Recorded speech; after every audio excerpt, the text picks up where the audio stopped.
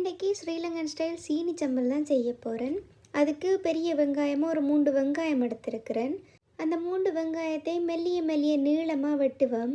அதுக்கு பிறகு அடுப்பில் பேனை வச்சுட்டு தேவையான அளவு ஒரு 2 டேபிள் ஸ்பூன் அளவுக்கு தேங்காய் எண்ணெய் சேர்த்துக்கொள்ளுவோம். எண்ணெய் காஞ்ச உடனே அதில் சின்ன துண்டு பட்டை, 3 ஏலக்காய், 3 கிராம்பு சேர்த்துக்கொள்ளுவோம். அதுக்கு பிறகு வெட்டி வச்சிருக்கிற வெங்காயம் எல்லாத்தையும் சேர்த்துக்கொள்ளுவோம். வெங்காயம் சேர்த்துட்டு அதை நல்லா வதக்கி விடணும். வெங்காயம் நல்லா வதங்கினா தான் நல்ல டேஸ்ட்டாக இருக்கும். ஒருக்கா இந்த மாதிரி எல்லா வெங்காயமுமே இந்த எண்ணெயில் நல்லா படுற மாதிரி ஒருக்கா நல்லா பிரட்டி விட்டு ஒரு சின்ன நெல்லிக்காய் சைஸ் அளவு புளி எடுத்து அதை நல்லா கரைச்சிட்டு அதை அப்படி இந்த மாதிரி சேர்த்துக்கொள்ளுவோம். பிறகும் சேர்த்துக்கொள்ளலாம், உங்களுக்கு புளி தேவையான அளவு பிறகும் சேர்த்துக்கொள்ளலாம். இப்போ கொஞ்சம் தேவையான அளவு கொஞ்சமாக சேர்த்துக்கொள்ளுவோம்.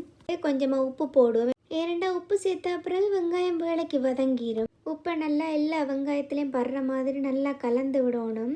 நல்லா மிக்ஸ் பண்ணால் தான் அதோட டேஸ்ட் இருக்கும். இப்போ பாருங்கள், வெங்காயம் நல்லா வதங்கிட்டுது.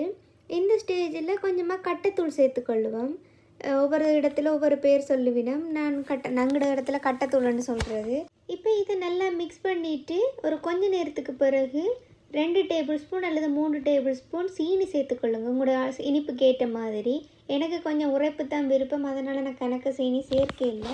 உங்களுக்கு தேவையான அளவு இனிப்பு சேர்த்துக்கொள்ளுங்க, பார்த்து சேர்த்துக்கொள்ளுங்க. அதையும் சேர்த்துட்டு நல்லா மிக்ஸ் பண்ணி விடுவோம். அவளை தான் அதையும் சேர்த்து மிக்ஸ் பண்ணிவிட்டு கொஞ்சம் நேரம் நல்லா வதங்க விட்டுட்டு இறக்கினா சீனி சம்பல் ரெடி ஆகிடும்.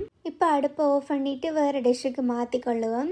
சீனி சம்பல் தயாராகிட்டுது. நீங்களும் செய்து பார்த்துட்டு எப்படி இருக்குன்னு கமெண்ட்டில் சொல்லுங்கள். தேங்க்யூ.